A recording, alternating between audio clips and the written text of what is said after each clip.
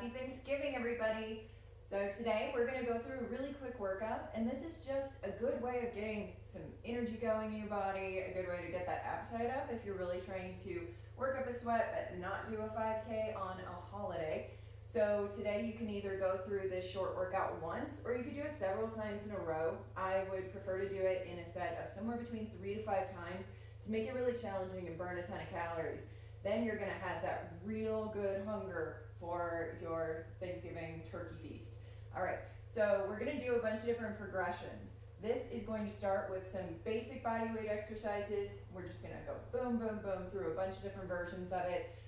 Each one of these movements, you can do just the basic version of it, or you can regress it slightly depending on whatever your comfort level is, whatever your current ability is, and if you have any injuries to a specific area. So I might modify things for upper body if I'm having a shoulder issue that day. Might modify something for the lower body if I'm having some kind of issue with my knees or my ankles.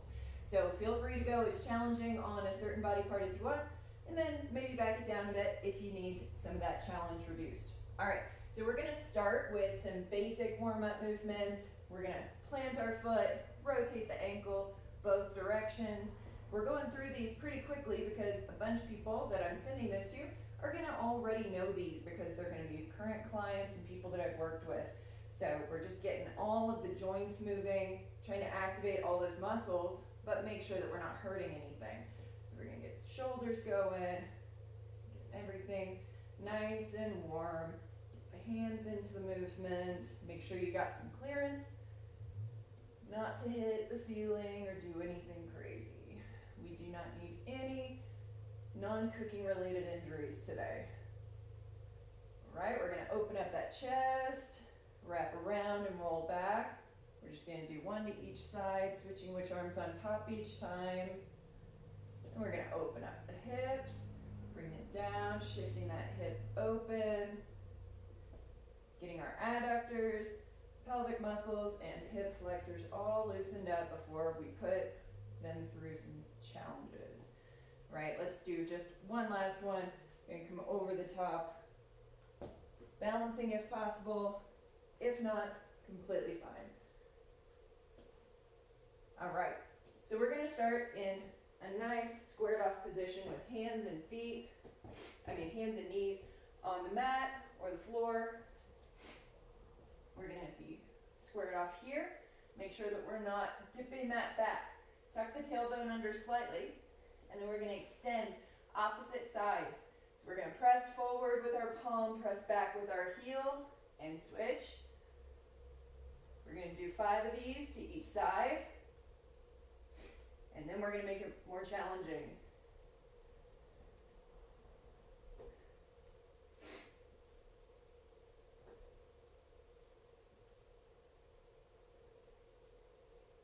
All right, make sure you've done 5 to each. I might have done an extra one just to demonstrate.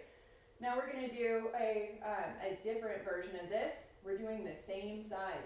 So you're gonna have to balance on one side. If this is too challenging, just stick to the basic ones and do 5 more to each. Otherwise, we're gonna extend and march. Pulling in at the abdomen, making sure you're drawing in that navel, clenching the pelvic floor muscles to help engage those hips and make it a full core exercise.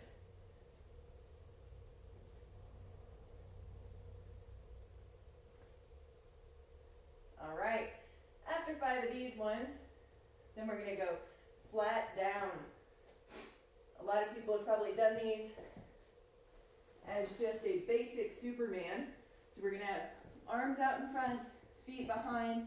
We're doing opposite side raises. 5 to each.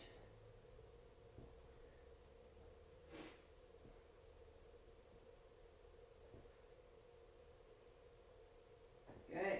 After we've done 5 of each of those, then we're gonna roll over. Going into dead bug movement.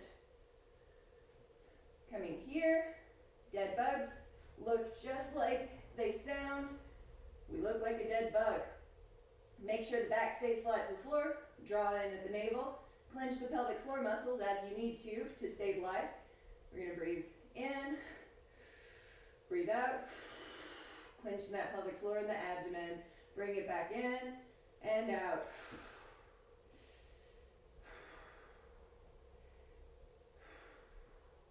We're doing 5 to each side, and then we'll advance it.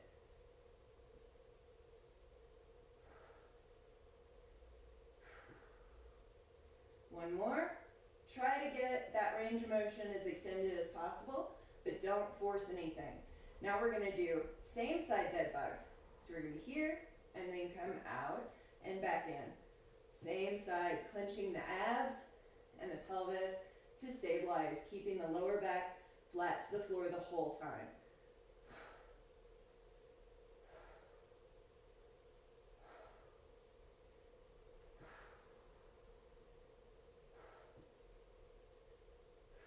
After 5 to each, we're going to put legs straight up in the air.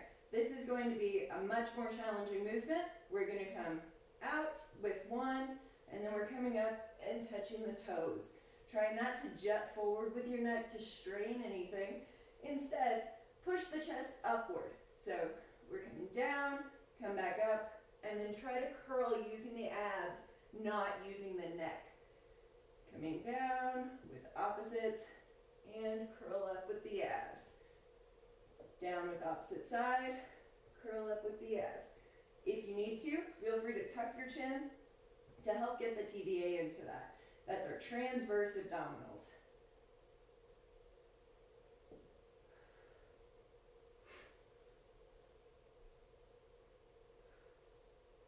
Five of these to each.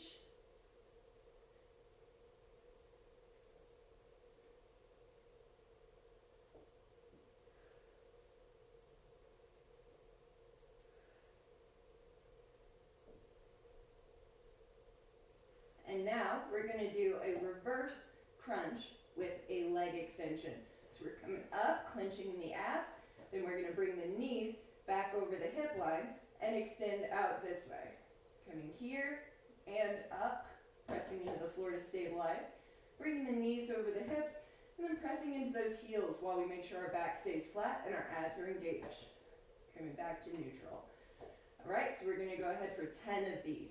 Coming up and out.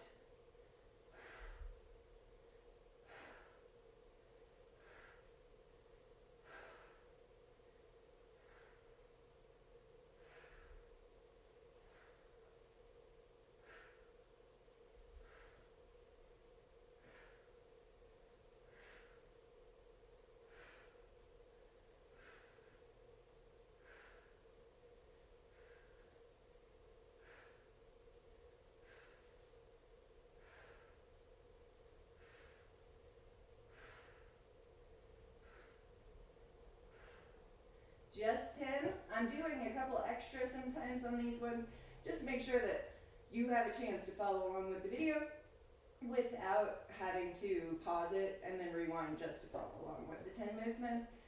Right now we're going to do something called heel reachers. For this one, we're going to tuck our chin to our chest, get our back nice and flat. We're going to do 10 reaches to each side. We bring our heels out about here with a 90-degree bend in the knees. And we're going to reach for our heels while curling that chin. Back is flat to the floor, engaging the abs, and we reach.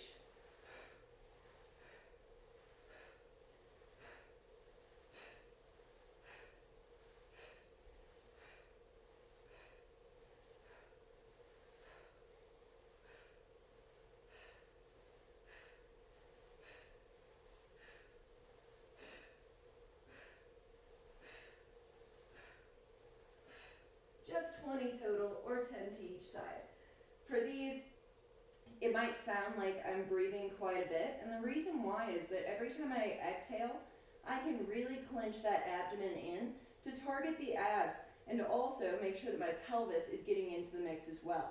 So when I exhale, I'm clenching the pelvic floor to help activate all of those pelvic floor and deeper transverse abdominal muscles to get all the intrinsic core stabilizers working together.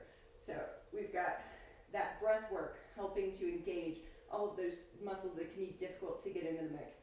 All right, so now from this same position, we're going to go into some glute bridges with kickouts. So we bring the heels really close to the hips. The closer the heels are to the glutes, the more likely we are to get that good hamstring activation in this movement. So we're gonna thrust up while clenching the pelvis. So when we do that, we exhale, breathing in to start, breathe out, then we're gonna kick out straight, switch feet, kick out straight, and then replant. Come back down, we're gonna do 10 total.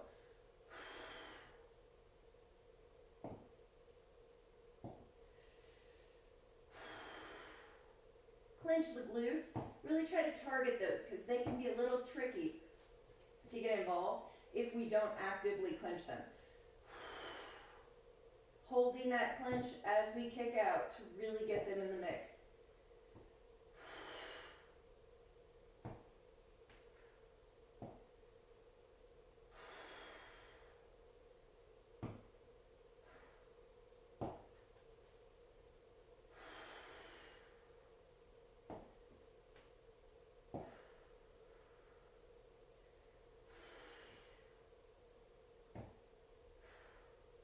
You'll hear me plugging in a little bit of a breath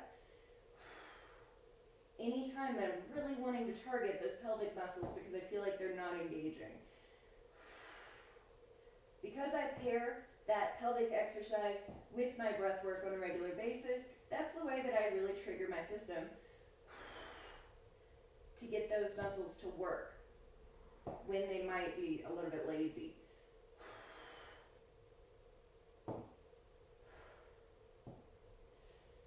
All right, now we're gonna do one more core exercise from this position. We're coming up here. We're gonna come out at 45-degree angles and then bring it back in.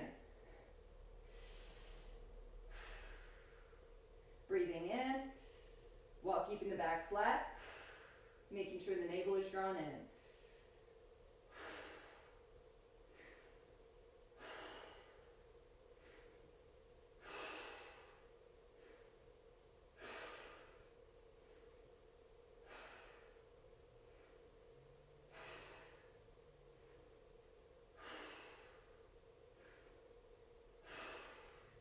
Total. All right, so now we're going to do a couple of lower body exercises, making sure that we got all of these muscles in our big muscle groups working. These prime movers, like our quads and our hamstrings, our glutes, are all going to be big appetite builders because they burn a lot of calories. So we're going to get that appetite up. We're going to come out just a standard hip width for the feet. We got the feet pointing forward if possible. If it's more ergonomic for you to be slightly turned out, maybe just separate the feet a little bit more to fit the hip positioning.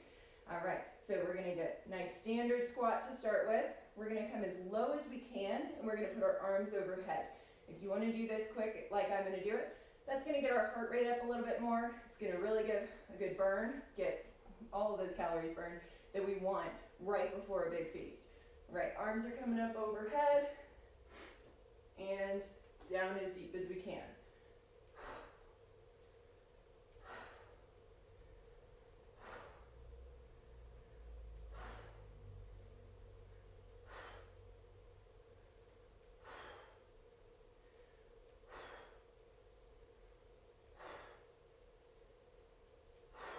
We're just doing 10, and that would be about 11 for what I just did. Now we're going to come into a deadlift position. Feet are a little bit narrower. We're going to keep the back nice and straight.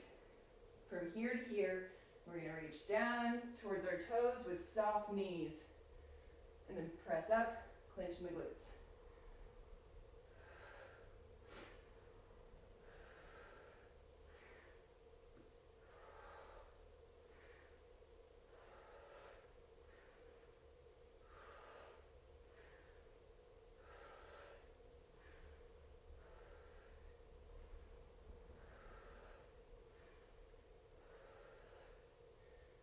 Just 10.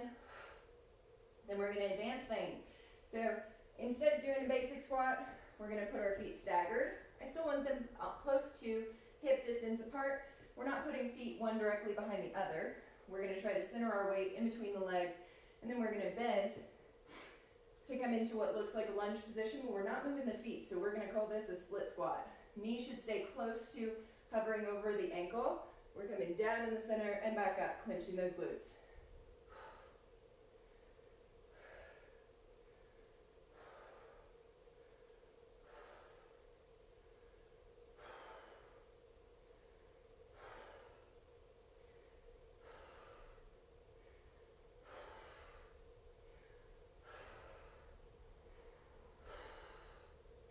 10 to each side. I'm going to do 11 or 12 just for good measure so you can see one demonstrated before getting started with me.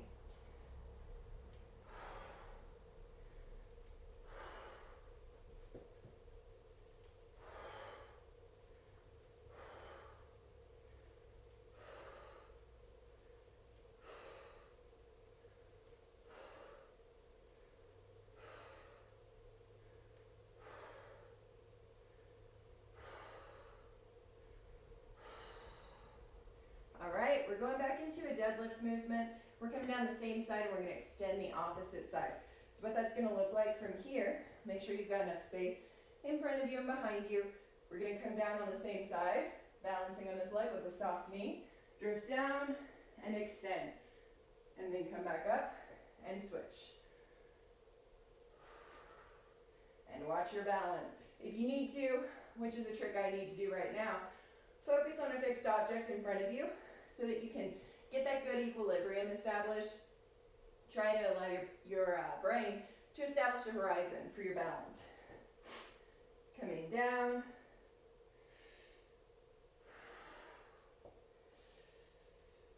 Oops, sorry, wrong side.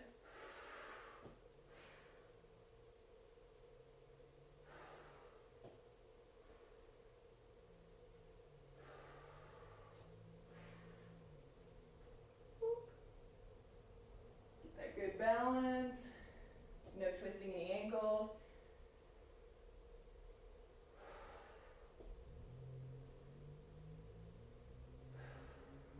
While I really like a good quick workout and I want to keep the pace fast, sometimes we just have to slow it down to get the movement correct.